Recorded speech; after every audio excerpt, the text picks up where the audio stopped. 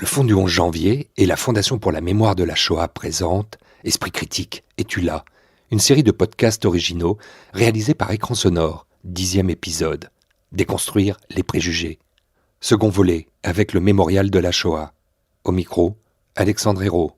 Ce qu'on retiendra de cette journée, c'est d'abord la foule immense, unie, parfois émue et parfois joyeusement bruyante. La spontanéité d'une foule anonyme, le peuple de France dans toute sa diversité s'est levé aujourd'hui. Racisme, préjugés, théorie du complot, antisémitisme, éducation aux médias, laïcité. Est-ce qu'il ne faudrait pas qu'on fasse quelque chose ensemble ? Les visiteurs du mémorial de la Shoah, dont vous êtes le directeur général, Jacques Fredge, sont obligés de passer par cet endroit. Ce sont quelques 76 000 noms qui nous accueillent. Oui, alors en fait, ce mur vient d'être rénové. On l'a rénové en janvier de cette année, et à la fin pour marquer la date anniversaire de la libération du camp d'Auschwitz, le 27 janvier. On l'a rénové, mais on l'a créé en 2005 lors de la restructuration de l'institution. Et en fait, il y a en effet les noms des 76 000 juifs déportés de France. 3 500 sont rentrés de déportation. Et en fait, on les a mis ici en guise d'introduction à la visite du mémorial pour montrer ce que c'est un génocide. Un génocide, on tue des hommes, des femmes, des enfants parce qu'ils sont nés quelque chose.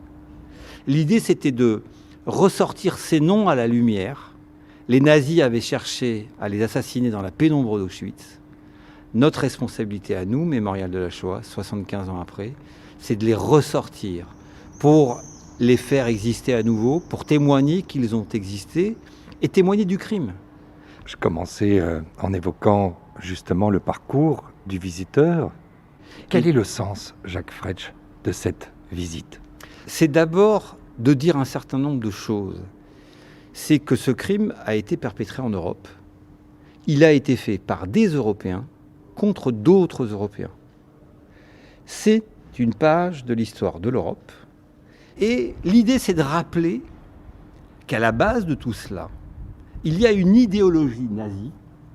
Et cette idéologie nazie, elle a des ressorts et des mécanismes qui sont ceux d'il y a 75 ans, mais malheureusement, qui accompagnent l'histoire de l'humanité. Et encore aujourd'hui, il y a des mécanismes identiques que l'on peut voir à droite et à gauche autour de nous dans l'actualité.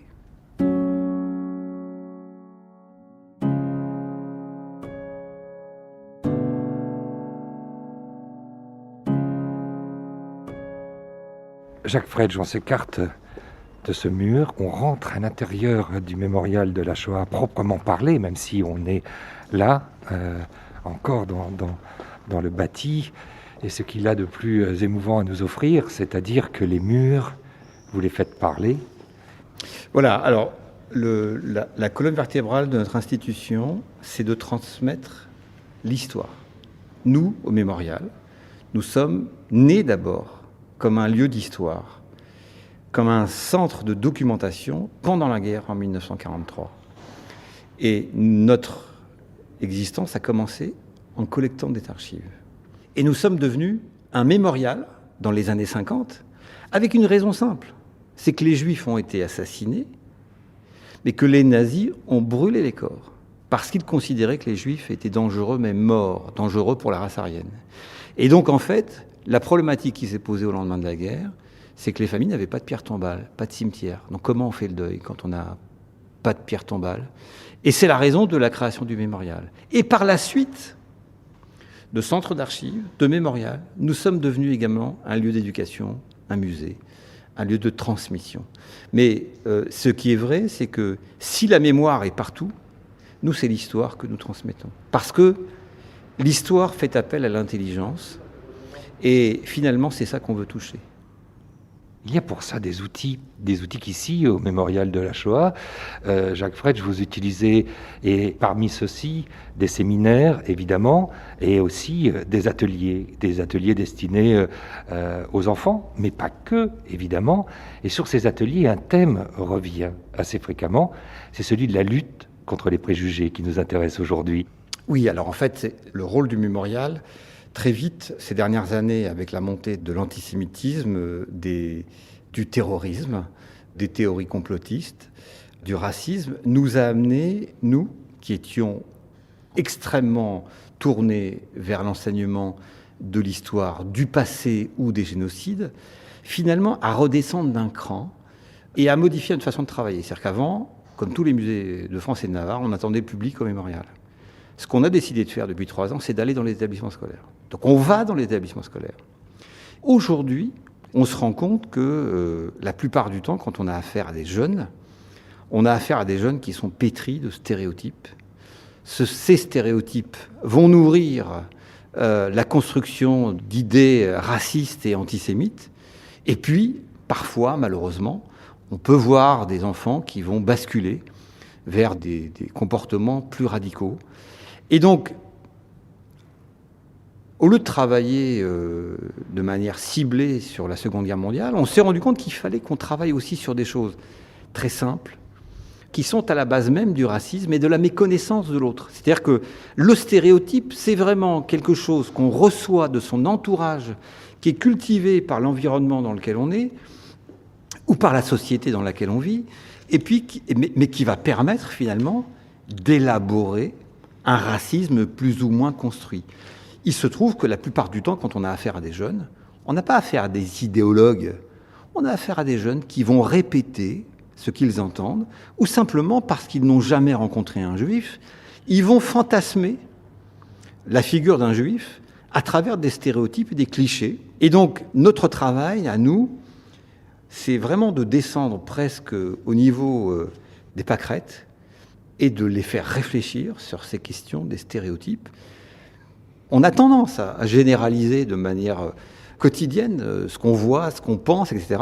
Et notre rôle est d'expliquer le danger de cette généralisation, de cette essentialisation. Si à partir du moment où on voit quelqu'un et à travers lui on voit un groupe et qu'on fait des généralités, et pour le meilleur et pour le pire. Et finalement, comment la pensée va chercher un biais de confirmation auprès d'un entourage qui pense la même chose que vous, parce que finalement, on vit en France dans une société assez clivée, et où on fréquente des gens qui nous ressemblent, et donc le biais de confirmation d'un stéréotype ou d'un cliché, mais on l'a en permanence. Donc on nous renvoie ce qu'on pense, parce qu'on ne fréquente que des gens qui pensent la même chose que nous.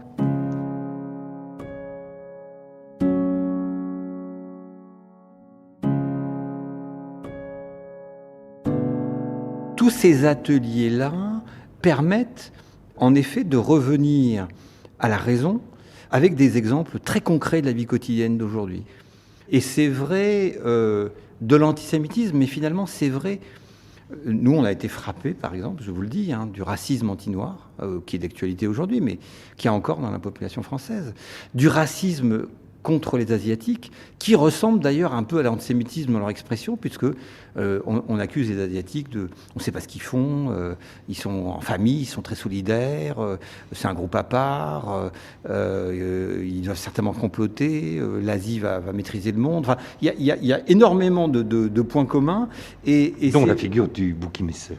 Exactement. Et donc, si vous voulez, notre rôle dans tout ça, c'est de ramener de la raison, du raisonnement, et d'apprendre à raisonner avec sa tête et non pas avec ses pulsions. Alors on comprendra, le confinement s'étant invité depuis ma visite à la formation de citoyenneté possible qu'on ne peut pas aujourd'hui encore aller voir ces ateliers que vous organisez, vous, Mémorial de la Shoah, Jacques Fredge, avec ses élèves. En revanche, quelqu'un va nous parler, et ça c'est un point très important pour vous, de la façon dont il faut aussi former les enseignants, leur donner des outils. Oui, alors ça c'est aussi un des points qui nous a, nous au Mémorial, très vite mobilisés, c'est-à-dire qu'il y a au moins 20 ans qu'on a compris que l'enseignement de l'histoire ne pourrait se faire, de l'histoire de la Shoah et de l'histoire des génocides, ne pourrait se faire en France qu'avec l'aide des enseignants. Et à un moment où l'Éducation nationale ne comprenait même pas qu'il fallait former les enseignants pour enseigner cette histoire, nous avons commencé à nous préoccuper de la formation. Parce que, vous savez, souvent, un enseignant va être mal à l'aise s'il ne maîtrise pas un sujet. Il ne répondra pas avec efficacité s'il ne maîtrise pas un sujet. Parfois, il zappera le sujet s'il a l'impression qu'il va être contesté, mis à mal dans certaines classes. Et il y a certains sujets qui seront traités différemment, comme un devoir à la maison, si un enseignant n'est pas à l'aise. Donc aujourd'hui, l'Éducation nationale a bien compris la nécessité de former les enseignants. Donc nous organisons en effet tout un tas de formations, des formations historiques, des formations pédagogiques sur des outils à utiliser. Mais Yanis Roeder en parlera mieux que moi.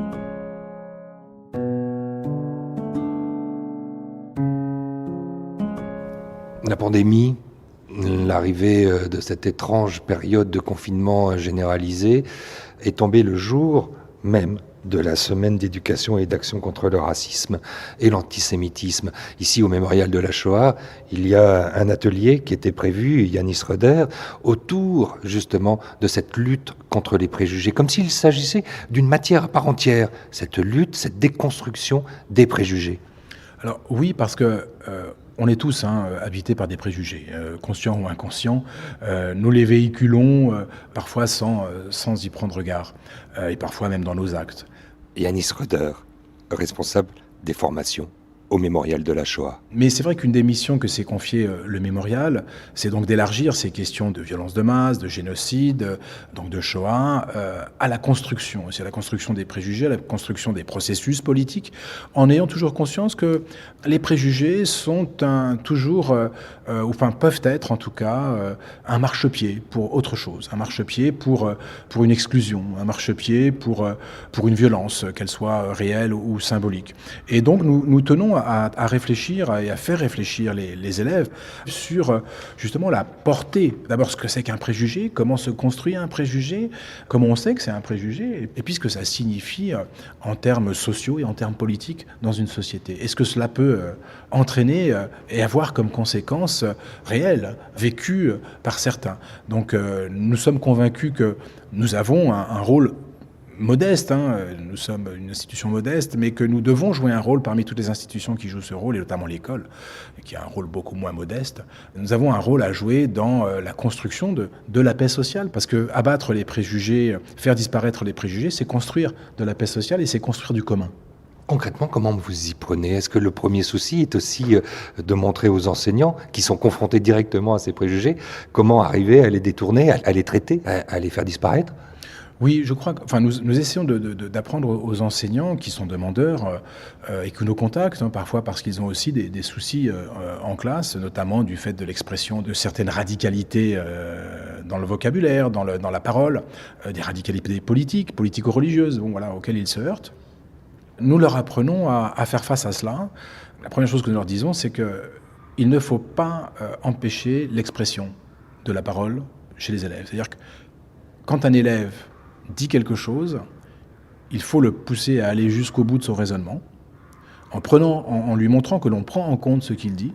Parce que si l'enseignant rembarre l'élève, non seulement vous n'arriverez à rien avec lui, mais les autres qui sont autour, parce que ça se passe toujours dans un groupe classe, les autres qui sont autour ne comprendront absolument pas le courroux qui s'abat sur cet élève. Alors que si vous dites à cet élève, c'est intéressant ce que tu me dis, eh bien, il va se sentir valorisé et va pousser son raisonnement, parce que vous le prenez en compte. Et à partir du moment où il pousse son raisonnement, eh bien, on peut commencer, et c'est ce que nous essayons d'apprendre aux enseignants, on peut commencer à déconstruire. Je vais prendre un exemple. Tu as dit, les Juifs ont de l'argent. Si un élève dit ça, c'est tout bête, mais au lieu de rentrer dans une polémique stérile en disant « mais ça ne repose sur aucune base, etc. », il faut prendre les choses autrement. Les Juifs ont de l'argent, d'accord, Donc tous les juifs ont de l'argent, c'est ce que tu dis. En général, oui. Est-ce que tu connais tous les juifs? Est-ce que tu sais combien il y a de juifs dans le monde? Est-ce que tu les connais tous? L'élève, nécessairement, ne peut que dire non. Et à partir de là, on peut commencer. On dit, alors, qu'est-ce qui te permet de dire ça? Moi, je ne connais pas tous les juifs, donc je suis incapable de dire si tous les juifs sont riches. Mais toi, apparemment, tu les connais tous. Et c'est un petit jeu, si vous voulez. Et tout cela en gardant un ton très amical. Et on peut tout à fait, à ce moment-là, déconstruire le propos et montrer que ce sont des représentations, des préjugés, et que cela ne repose sur aucune base scientifique, en tout cas, solide. Qu'est-ce que permet l'arrivée parfois de personnes étrangères à la classe que les enseignants ne peuvent pas, eux, provoquer? Ça peut provoquer beaucoup de choses parce que une personne étrangère à la classe qui arrive et qui commence à faire travailler les élèves, avec le soutien des enseignants, ça ne peut pas se faire sans le soutien des enseignants, hein. Avec le soutien des enseignants, c'est un autre regard que les élèves jettent sur un adulte. Ils n'ont pas le lien qu'ils peuvent avoir avec l'enseignant. Il y a une sorte de retenue. Et puis aussi, comme la personne est souvent présentée à juste titre comme une personne experte, il y a un regard différent qui est jeté sur cette personne. Elle va nous parler de quelque chose, elle est spécialiste, on va l'écouter. Et effectivement, les intervenants extérieurs du mémorial, quand ils arrivent dans les classes, sont des gens d'abord qui sont extrêmement bien formés, nous y veillons, et qui sont aussi de très bons pédagogues, nous y veillons aussi, et donc qui savent répondre aux différentes situations, quelles qu'elles soient amicales, qu'elles soient, parfois, ça peut arriver hostiles. Ils sont formés à cela. Et donc, cela permet d'aller parfois sur des terrains que le professeur, peut-être moins armé sur certaines choses, évite. Ou alors n'ose pas affronter, ça peut arriver, hein, on n'est pas spécialiste de tout. On a tellement de choses à voir quand on est professeur d'histoire-géographie par exemple, ou professeur de lettres, qu'on ne peut pas être spécialiste de tout. L'arrivée d'un spécialiste, c'est aussi l'occasion d'aborder des thèmes, d'aborder des questions dans lesquelles le professeur ne se sentait pas nécessairement à l'aise. C'est peut-être aussi pour cela qu'il fait appel à ses experts.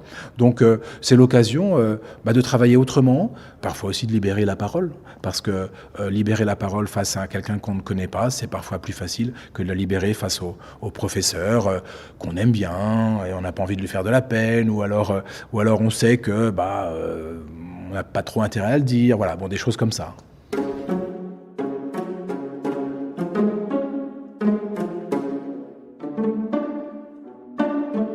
De quoi, Yanis Roeder, les profs que vous formez, justement, ont-ils le plus besoin? Ils ont besoin de comprendre que l'histoire que nous devons enseigner est une histoire politique. C'est pas une histoire morale, moralisante. C'est une histoire politique. Que les actes qui sont commis par des hommes qui sont animés par des idées politiques, qui forment une idéologie, et que ces idéologies, quelles qu'elles soient, eh bien, sont celles qui vont armer les tueurs, celles qui vont armer ceux qui vont détruire les liens politiques et les liens sociaux dans une société. Et je crois que ce qu'ils doivent comprendre, au-delà du fait que ces crimes sont le résultat de processus politiques, eh bien, c'est que les idéologies, ce sont des systèmes de croyances. Vous savez, on me dit souvent, moins aujourd'hui, mais on me le disait souvent, mais enfin, les nazis ne croyaient pas vraiment à ce qu'ils disaient. Mais bien sûr qu'ils y croyaient vraiment. Ils étaient totalement convaincus, sinon on ne passe pas à l'acte. Ce n'est pas vrai. Et il faut comprendre, et les enseignants le comprennent, évidemment, qu'une idéologie, quand on y adhère complètement. Et on est convaincu d'être dans le vrai, d'être dans le juste, de détenir la vérité. C'est cela qu'il faut comprendre. Et comprendre qu'on est abrité par ses propres croyances, qui se résument à ce triptyque, liberté, égalité, fraternité. Mais quand vous voyez Yanis Roeder, des collègues qui disent « Mais tu y crois, toi, encore, à la République ?» Oui, c'est toujours très inquiétant et déstabilisant d'entendre, parce que ça m'est arrivé d'ailleurs, des collègues me dire « Mais ça représente quelque chose pour toi, la République ?» Mais évidemment que ça représente quelque chose pour moi, la République. La République, c'est le système politique que nous nous sommes choisis, dans un système démocratique où chaque avis, chaque opinion peut être librement exprimée dans la mesure où elle ne contrevient pas aux lois que nous avons en commun décidées.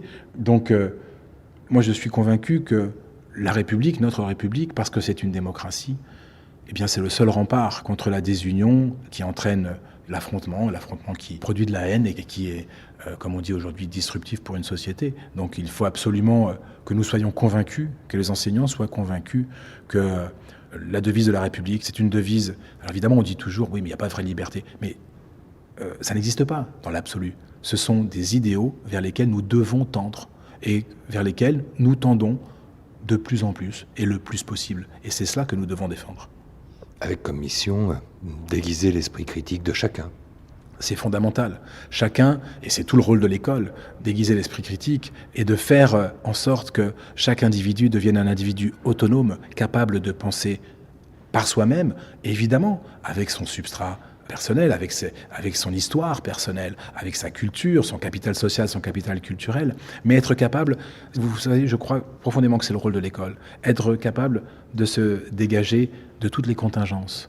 L'école, c'est ce qu'elle offre, la possibilité de respirer.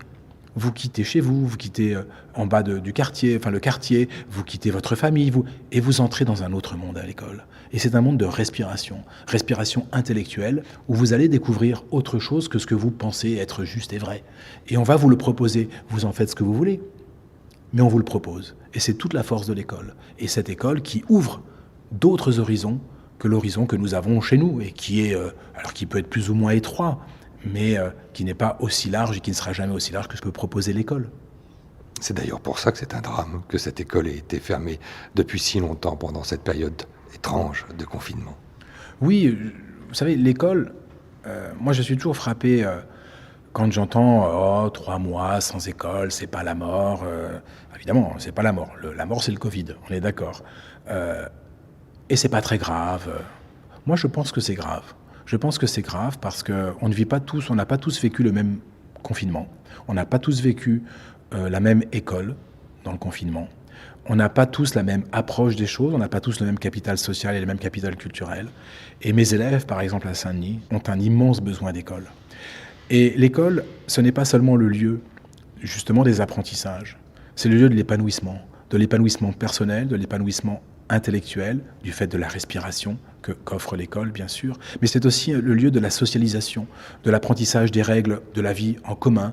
C'est une petite société, l'école, et c'est l'apprentissage de la vie en société. Donc ça va largement au-delà de l'apprentissage scolaire. C'est un apprentissage de la vie et de la vie en société. Et quand des élèves qui vivent des difficultés au quotidien, dans leur famille, dans leur quartier, qui vivent une vie difficile, eh bien, ne plus avoir cette respiration qu'est l'école, en être coupé pendant les 2 mois et demi du confinement, plus les mois d'été, c'est 6 mois finalement, sans école, et donc sans lien, sans rythme, sans cadre, et sans construction de ce lien social dont ils ont absolument besoin. Moi, je suis inquiet de ce qu'il sortira de ça.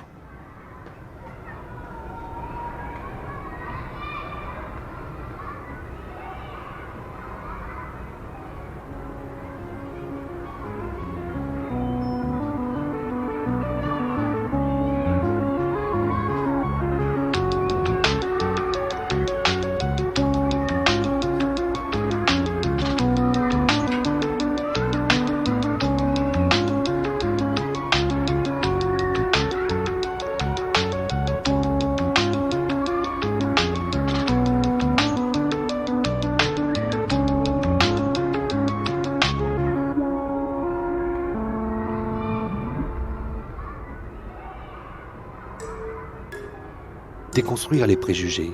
Fin de ce 10e épisode de cette série de podcasts produite par le Fonds du 11 janvier et réalisée par Écran Sonore. Remerciements à Jacques Fretsch et Yanis Röder du Mémorial de la Shoah. Esprit critique, es-tu là ? Direction éditoriale Anne Lescaut, habillage sonore OH, communication agence RUP, montage et mixage Benoît Artaud, au micro Alexandre Hérault.